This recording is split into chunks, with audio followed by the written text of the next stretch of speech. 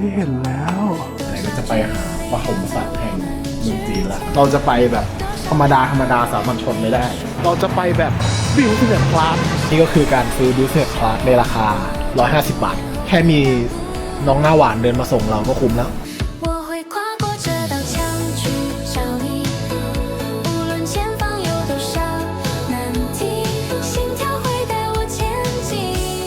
ครั้งหน้าไม่เอาแล้ว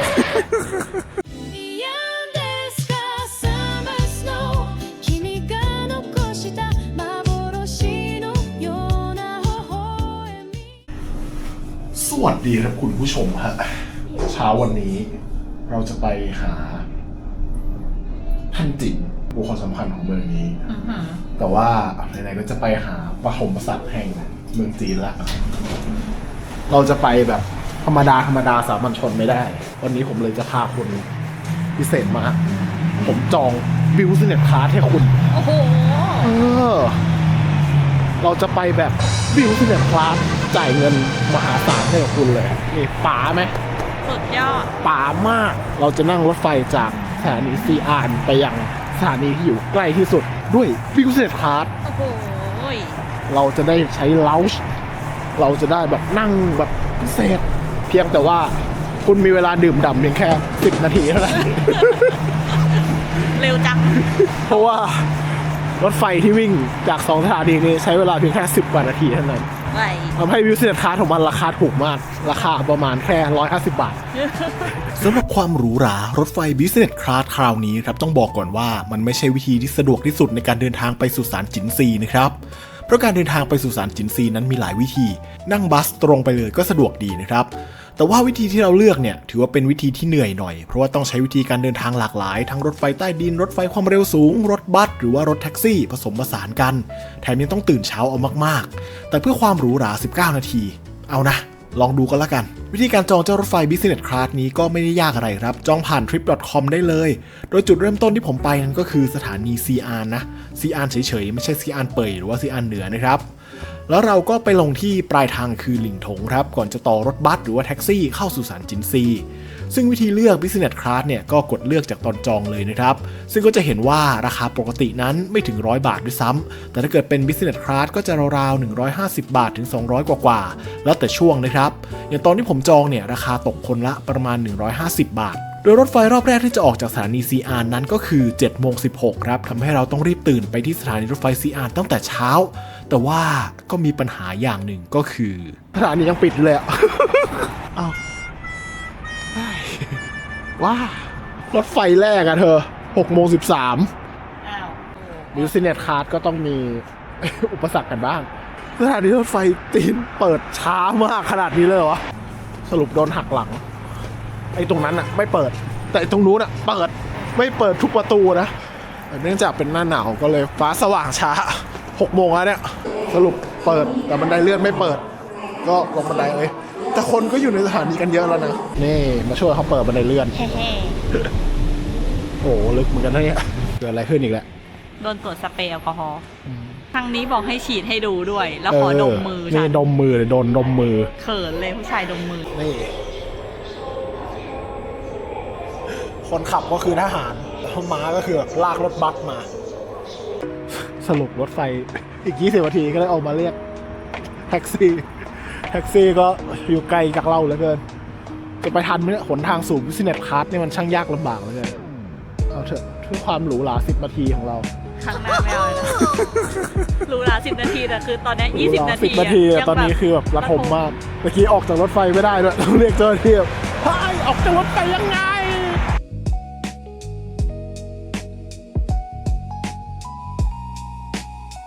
คืองงรถแท็กซี่ก็คือมาส่งอีกฝั่งหนึ่งเพราะว่าถนนมันปิดอยู่แล้วเราก็ไปฝั่งนู้นแล้วก็มันก็เหมือนสถานีเราก็เดินเข้าไปแล้วก็มองมาฝั่งตรงข้ามที่นี่หว่าหนทางสู่บิวสิเนสไหมล่ะไม่ไหวแล้วอะไรเนี่ยการรวมแผ่นดินไม่ใช่เรื่องง่ายการไปบิวสิเนสคลาสก็เช่นกันการที่จะหนทางสู่ความเป็นราชาของเรามันไม่ได้ง่ายๆเข้าใจปะ19,000แล้วอ่ะนั่งบัสง่ายๆจากหน้าโรงแรมก็ไม่เอาจากบิวสิเนสคลาสขึ้นมาเข้าไปนี่ยังไม่รู้จะเข้าไปยังไงด้วยนะเขาบอกว่าต้องหาลิฟต์สถานีมันก็ใหญ่ซะหน่อยเฮ้ยเข้ามาปุ๊บมันก็เห็นเลยไหนว่าลิฟต์อันนี้เหรอ โอ้ใจเย็นๆสิเราต้องเดินคูลๆเหมือนคนรวยหน่อยสินี่เหรอวะใช่เหรอมั้งอ่ะไม่เห็นขึ้นลิฟต์อะไรเลยหรือว่าชาวบ้านเข้ามาจากใต้ดินกันไงต้องแสดงพาสปอร์ตแล้วเดี๋ยวเจ้าหน้าที่จะพาเราไปด้วยนะเราไม่ต้องแบบสแกนอะไรอีกแล้วโอเคสำหรับ Business Class นะฮะก็จะมี Business Class Lounge ให้นั่งก็มีเครื่องดื่มร้อนเย็นฟรี แล้วก็มีขนมฟรี แล้วก็ตอนขึ้นรถไฟอ่ะเราไม่ต้องไปเองเพราะว่าเจ้าหน้าที่เขาจะพาเราไปที่รถไฟมีเจ้าหน้าที่ดูแลประจำตู้ Business อะไรเงี้ยทำให้ก็ชิวๆสบายๆแต่กว่าจะมาถึงได้เหนื่อยชิบหายนี่เลยเขาชงชาไม่ต้องชงเองเลยนะ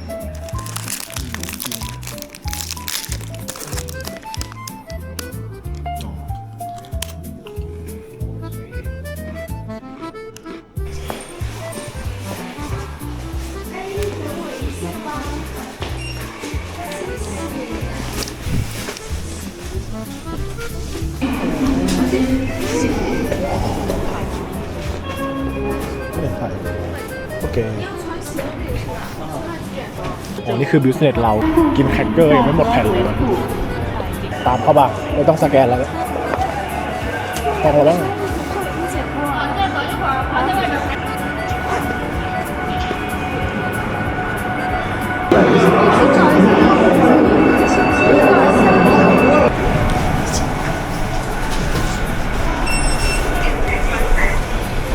มารู้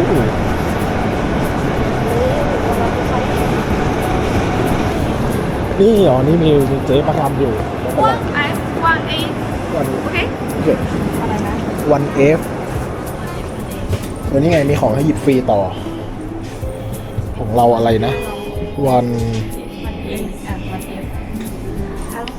โอเควันเออ๋อคือมาอยู่ข้างกันว่ะไม่มีใครใช้ 10 นาทีทุน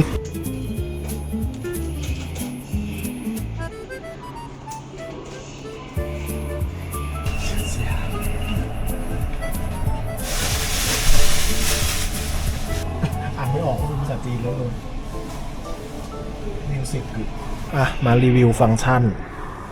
ก็มีที่ชาร์จแบตอันนี้ชาร์จได้จริงนะชาร์จแบตมือถือได้แล้วก็สามารถเอนได้เหมือนเบาะสมบัติทัวร์ฮะมันสามารถแบบนอนราบลงไปได้เลยนะมันสามารถนอนราบได้ก็จะมีทิชชู่เปียกให้อันนี้คืออะไรวะ Sleeping iPad อ๋อมีที่ปิดตาให้ด้วยนะแล้วก็เขามี Safety Belt ให้ด้วยนะแต่ไม่ต้องคาดหรอกโอ้โหนอนแบบจริงเลยว่ะเฮ้ยแต่ขาฉันน่าจะติดปะคนขับใส่อารมณ์แต่ก็อย่านั่งเพลินนะเพราะว่ามีเวลาแค่10 กว่านาที นี่ก็คือการซื้อ Business Class ในราคา150 บาทแค่มีน้องหน้าหวานเดินมาส่งเราก็คุ้มแล้ว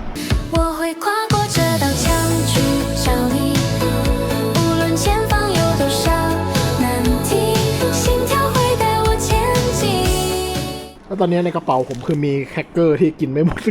คือรีบยัดมาเคยมีคนบอกว่าคนจีนเขารู้สึกว่าสิ้นเปลืองในการนั่งแบบบิสเนสเพราะว่ารถไฟธรรมดามันก็นั่งได้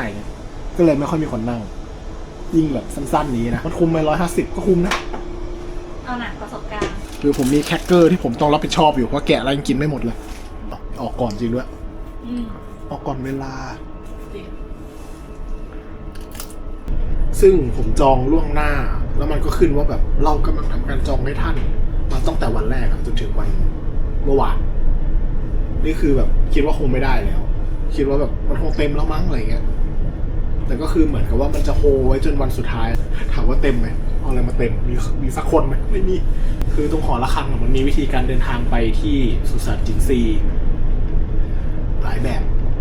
บบนี้เป็นแบบที่เรียกว่าแพงสุดไหม150 บาทเองก็ไม่ได้แพงหรอกแต่ว่าไปเนี่ยไม่ได้ไปถึงเลยนะเราต้องต่อแท็กซี่ไปอีกรอบถามว่าสะดวกไหมมันก็อาจจะไม่ได้สะดวกขนาดนั้นแต่ว่าถ้าถามว่าเร็วไหมก็เร็วนะถ้าเกิดนั่งรถไฟธรรมดาน่าจะใช้เวลาประมาณ1 ชั่วโมงเลยเหมือนกันแล้วก็ต้องต่อรถบัสนะครับแต่ว่าที่ง่ายสุดน่าจะเป็นนั่งบัสมากกว่าเนี่ย สียบตรงข้างหน้าข้างหลังได้นะ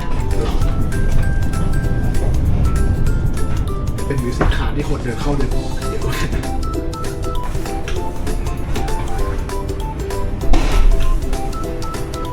ล้วฉันงงมากฉันนั่งอยู่แล้วคนก็มาถูกพื้นกันตอนนี้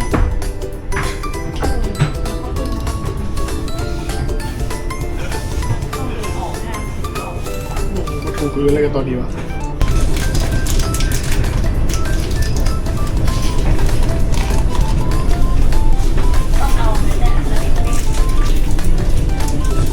รีบดื่มด่ำซะเลยแค่2 นาที เวลาไฮโซคนหมดลงแล้ว จริง เหมือนยังไม่ได้นอนที่ดีๆเลยอ่ะ นี่ไงเจ๊มารอเราแล้ว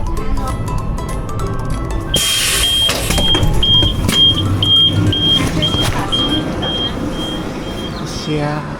เดินไกลกับชาวบ้าน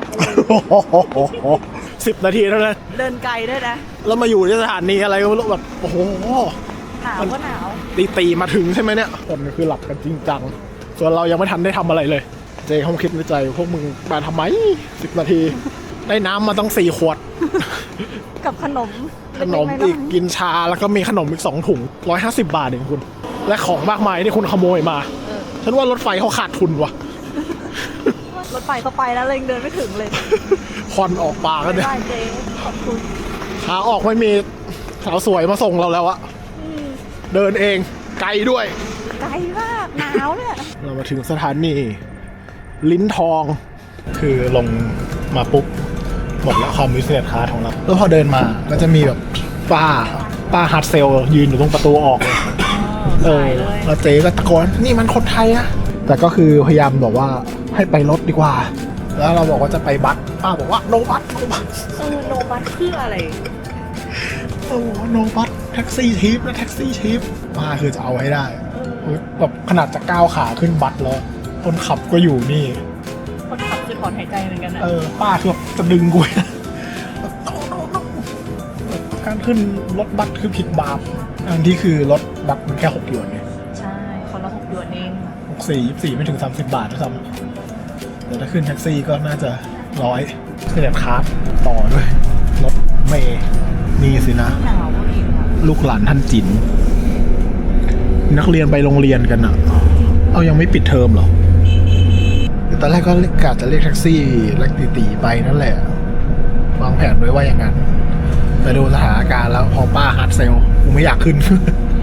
กูไม่อยากขึ้นแล้วน่าจะฟันหัวแบะเคยมีสอบด้วยเหรอห้องราชวงศ์จีนเนี่ยนะ อ้าวก็โอเน็ตมันก็ต้องรู้ว่าผ่านไม่ได้สอบโอเน็ต ผมเอ็นพานหรอคุณเลี้ยงถูกเหรอ ช่างโจชินท่านถังซุ่หยวนหมิงชิง เฮ้ยมีความรู้เฉยเลยอ่ะ各位乘客，大家好，欢迎乘坐113旅游专线。您现在位于先市移动30公里的立中区。约会咱给老师的啊，您别去约咱这老师就可以了啊。อะไรยังไงก็มาถึงแล้วปิ้งหมาโยกแบบงง งงมาก ๆก็ตอนนี้มันยังไม่เปิดนะคนก็เลยยังไม่เยอะเท่าไหร่แต่ว่าคิดว่าต้องเดินเข้าไปอีกสักพักหนึ่งนะฮะที่นี่คือสุสานจินซีซึ่งเพิ่งขุดพบจะเรียกว่าเพิ่งก็ไม่ได้ยุค70อะไรประมาณนั้นเป็นการขุดพบโดยบังเอิญจากชาวนานะฮะมาขุดแล้วก็แบบเรียกรัฐบาลมาดูว่าเจอกระดูกจริงๆคือก่อนหน้าที่จะขุดพบอ่ะมันมีตำนานมาก่อนแล้วจากบันทึกของนักบันทึกประวัติศาสตร์ที่ชื่อดังที่สุดของจีนชื่อว่าซื่อมาเฉียนเขาบันทึกแบบเรื่องราวต่างๆซึ่งบางทีมันก็ดูปรุงแต่งเกินไปหรือเปล่าอะไรเงี้ยแต่ซื่อมาเฉียนเคยบรรยายถึงสุสานของจินซีฮ่องเต้ว่าแบบมันยิ่งใหญ่มากพอขุดเจอคนแบบบันทึกไว้มันจริงสินะซึ่งคุณรู้ไหมว่าสุสานทั้งหมดเนี่ยมีขนาดใหญ่แค่ไหนทั้งหมดเลยคุณคิดว่าขนาดมันใหญ่แค่ไหนความใหญ่ของมันเทียบกับอะไรดี โตเกียวโดม โอ้โหคุณจำตอนเราไปมาเก๊าได้ปะมาเก๊าใหญ่ปะ ก็ใหญ่นะ ที่เนี่ยใหญ่กว่ามาเก๊าใหญ่กว่ามาเก๊าทั้งเกาะที่เราไปตรงนั้นอะซึ่งปัจจุบันสิ่งที่เราเห็นในตอนนี้ที่ยิ่งใหญ่นี้เป็นแค่ไม่กี่เปอร์เซ็นต์เท่านั้นที่เขาขุดขึ้นมาเรื่องอะไรวะล่ะคุณคิดว่าทำไมเขาถึงไม่ขุดมาให้มันหมดสักทีอะอย่างแรกเลยก็เพราะว่าเขาบอกว่าเทคโนโลยีปัจจุบันยังไม่สามารถแบบรักษาสภาพที่แบบขึ้นมาแล้วให้มันดูดีอะ หรอ คือหุ่นทหารปั้นที่เราเห็นนะตอนแรกมันจะมีสีแต่ตัวที่เขาขุดขึ้นมาทั้งหมดเลยสีหายหมดแล้วเพราะว่าโดนอากาศแล้วก็อีกอย่างหนึ่งก็คือตำนานที่ ซื่อมาเซียนบันทึกไว้เขาบอกว่าสุสานของจินซีตัวจินซีอ่ะจะอยู่ในพื้นที่ที่แบบใหญ่มากแล้วแบบล้อมรอบด้วยทะเลปลอด ทะเลปลอด ซึ่งยุคนั้นปลอดถือว่าเป็นของล้ำค่า ปลอด นอกจากนั้นก็ยังมีกับดักมากมายถ้าแบบคนจะขุดเข้าไปนะจะเจอกับดักแบบอันตรายทำให้แบบก็ไม่มีใครกล้าขุดด้วยโอเคทิ้งไว้เป็นหน้าที่ของคนรุ่นหลังแล้วกันนี่นะฮะก็เข้าไปอะไรวะทำไมเขาเข้าทางที่เขียนว่าโคลดอะแต่เขาสแกนเร็วอยู่นะมันจะช้าที่เรานี่แหละเราใช้พาสปอร์ตทำทุกอย่างนะที่นี่สามารถซื้อตั๋วขึ้นรถได้คนละ5 หยวนนะฮะจะลองขอเดินซึมซับก่อนเพราะว่าบริเวณนี้ก็ถือว่าเป็นสุสานของท่านซึ่งทำไว้อย่างยิ่งใหญ่ทำไมเขาต้องทำสุสานไว้ยิ่งใหญ่ขนาดนี้ด้วยรู้ไหมครับ อะไรคะ ท่านจินซือหวงตี้จินซีฮ่องเต้ท่านนี้เขามีความเชื่อทั้งตอนที่มีชีวิตอยู่แล้วก็หลังความตายเขาต้องการมีชีวิตที่อมตะแต่ในขณะเดียวกันเขาก็กลัวว่าถ้าเกิดตายไปแล้วจะไม่มีคนไปดูแลเขารับใช้เขาจริงๆเขาหาความเป็นอมตะจนทำให้ตัวเองตายอ่ะก็อย่างที่บอกว่ายุคนั้นสิ่งที่มีค่าคืออะไรประหลอดเขาดื่มประหลอดเพราะว่าคิดว่ามันคือยาอายุวัฒนะเธอคิดดูยุคนั้นที่มันยังไม่มีอะไรเลยประหลอดมันคือสิ่งที่เหมือนโลหะที่แบบแวววาวแล้วเป็นของเหลวมันดูเป็นของมีค่าเหมือนเหล็กไหลเหมือนอะไรเงี้ยเขามีความเชื่อกันว่าถ้ากินเข้าไปแล้วมันจะทำให้เราแบบเฮ้ยแข็งแกร่งสุดท้ายก็คือท่านตายในอายุเพียงแค่40 กว่าคือ40 กว่า50ตอนตายสุสานยังสร้างไม่เสร็จเลยก็มาสร้างเสร็จหลังจากนั้นก็มาถึงแล้วนี่คือไฮไลท์เลยคือรูปปั้นดินเผาที่เยอะที่สุดคือจริงดูจุดนี้เสร็จจุดอื่นไม่ต้องดูเลยก็ได้ซึ่งถ้ามาสายนะเห็นปะเห็นเขาตั้งอะไรวะเตรียมต่อแถวขดแล้วจ้าเนี่ยถ้าคุณมาสายนะเชิญขดตามนี้ได้เลยถึงแล้วนี่ตรงนี้เลยใช่วิ่งมีคนเลยอะลงมากลงสุดๆอะบอกแล้วให้มาช้าๆเนี่ยถ้าเกิดมาสายนะ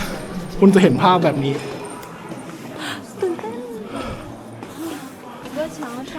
ว้าว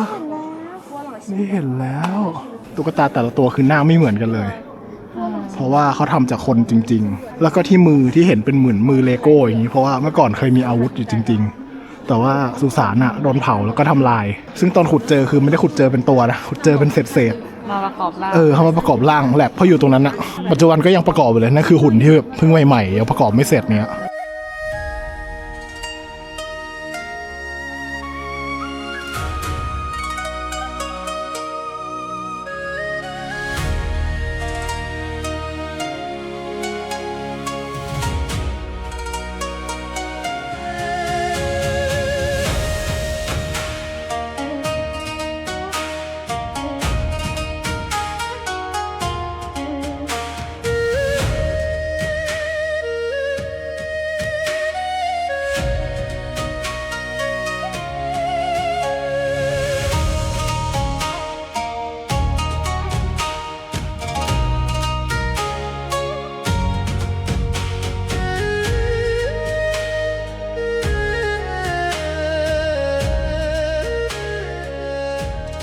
ไม่คิดว่าการแหกตาตื่นมาตอนเปิดมันจะคุ้มค่าขนาดนี้เลิศมากคือไม่มีใครแบบแย่งเราเลยนี่กำลังแบบบูรณะงานที่นี่คือแบบทำทุกวันน่าจะเป็นความฝันของคนแบบจบโบราณคดีของจีนเลยเนาะในการได้มาทำอะไรเงี้ยแต่มันยากมากเลยนะการที่แบบเราจะรู้ได้ไงว่าเศษเป็นของตัวไหนจะมาประกอบเป็นอย่างนี้ได้ดูเมื่อก่อนมันเคยมีสีแบบทุกตัวเคยมีสีจริงๆนี่ไงที่ทำงานเขาคือแบบเหมือนเป็นงานที่ไม่มีที่สิ้นสุดรุ่นสู่รุ่นจริงๆจริงๆแล้วมันไม่ได้คนน้อยขนาดนี้หรอกแต่ว่าเป็นเพราะว่าเราคือ business class เขาก็เลยแบบกันคนไปให้เราใช่ที่นี่ก็เลยแบบเหมือนกับเป็นโรงงานของผมโรงงานเครื่องปั้นดินเผาของผมเองหลุมใหญ่สุดเราดูไปแล้วนะฮะตอนนี้ก็จะมาดูหลุมอื่นๆบ้างอันนี้คือหลุม2ใช่ปะแต่มันก็จะไม่ค่อยมีตัวเยอะเหมือนที่นู่นถ้าดูจากนู่นมาแล้วมาดูอื่นๆก็รู้สึกว่าไหนนี่มันคือศูนย์วิจัยเขาเนี่ยมันก็จะไม่มีอะไรนี่เขากำลังขุดกินเลยปะทำงานเนี่ยลุงกำลังทำงานอยู่พอเขาอยู่เนี่ยจะยังมีสีอยู่เห็นปะดูข้างหลังเนี่ยสีชุดอันนี้คือสีจากยุคนั้นเลยสวยนะเฮ้ยถ่ายกับพี่เขาเร็วเพราะว่าปกติเราเข้าถึงพี่เขายากมากมันจะมีทั้งแบบผู้หญิงเป็นชาวบ้านจริงๆเพราะว่าท่านจะต้องไปอยู่ในเมืองในอีกโลกนึงท่านก็แบบอยากให้คนตามไปด้วย ซึ่งเขาว่ากันว่าสมัยก่อนราชวงศ์ฉินอะพวกราชวงศ์โจวหรือว่าเก่ากว่านั้นอะการทำสุสานเนี้ยคือต้องฆ่าคนจริงๆต้องฆ่าแบบคนที่มีชีวิตจริงๆเพื่อให้ตามลงไปด้วยแต่ว่าคืออันเนี้ยยุคนี้เป็นยุคที่แบบสร้างเป็นหุ่นดินเผาขึ้นมาแทนแต่ที่นี่ดีอยู่อย่างหนึ่งคือแบบห้ามสูบบุหรี่แบบเด็ดขาดยึดไฟแช็กไว้ที่ประตูเลยอะสังเกตว่ากลิ่นไม่มีเลยปะฉันชอบที่นี่เขาบอกหลุม3อะจะไม่ค่อยมีอะไรเท่าไหร่แต่ว่ามันจะเป็นหลุมของพลทหารระดับสูงก็จะไม่ได้แบบอลังการเท่าอันแรกที่แบบโอ้กองทัพอะไรเงี้ยหลุม3ก็จะเล็กๆนั่นคืออะไรอ่ะที่ให้ถ่ายรูปแล้วเสียเงินเนี่ยคะอ๋อเหรอเขาไปถ่ายกันตรงนี้เหรอฉันนึกภาพว่าลงไปถ่ายข้างล่างไม่ใช่เขาทำขึ้นมาอ๋อเหรอฉันคิดอย่างนั้นมาตลอดแบบมีมุมนึงที่ลงไปถ่ายได้เหรอมาเจอกับตอกซ้ายขวาเลยเนี่ยพื้นริมเหลี่ยมนี่คือพื้นเมื่อ 2-3 พันปีที่แล้วเห็นความเรียบความเป็นระเบียบไหมไม่มีแบบกระดกอะไรนะดีกว่าพื้นในบ้านเราอีกเนื่องจากมีคนหิวเราก็เลยมากินอาหารขึ้นชื่อในยุคราชวงศ์ฉิน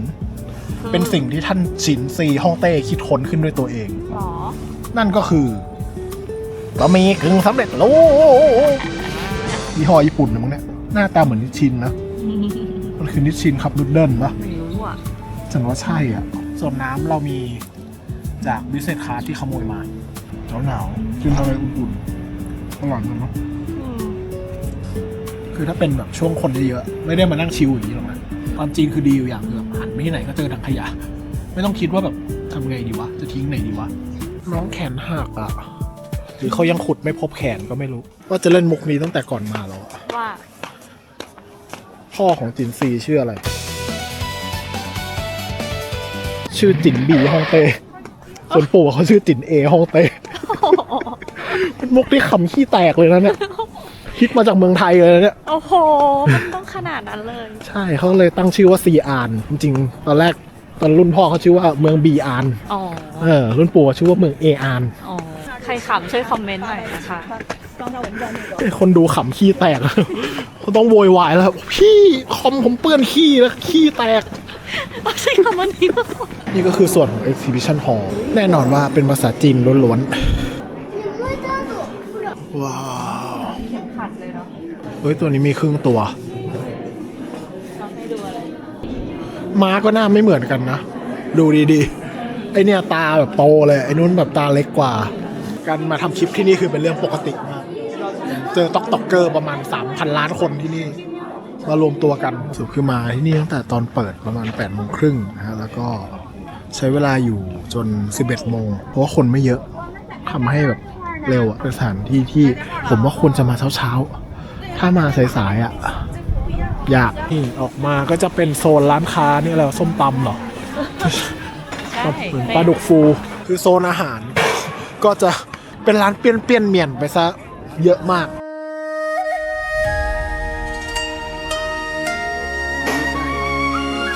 เปี้ยนเมียนคืออะไรคุณคืออะไรไม่รู้เนี่ยมันคือบะหมี่เส้นใหญ่ๆแต่ว่าสิ่งที่โดดเด่นที่สุดก็คือเขาบอกว่าคันจิไอตัวอักษรจีนของคำเนี้ยยากมากที่สุดคือมันเป็นอักษรตัวเดียวแต่มันเหมือนกับมีสอดไส้ด้วยตัวอักษรอีกประมาณ6 7 8ตัวคือเขียนคำนี้ได้ถือว่าบรรลุมาอยู่ที่ไหนแล้วเนี่ยตอนนี้อะไรเนี่ยโอ้มาที่ห้องมันอะไรวะมันที่ไหนอยู่ไม่มีที่สิ้นสุดเลยกลับยังไงเนี่ยตอนเนี้ย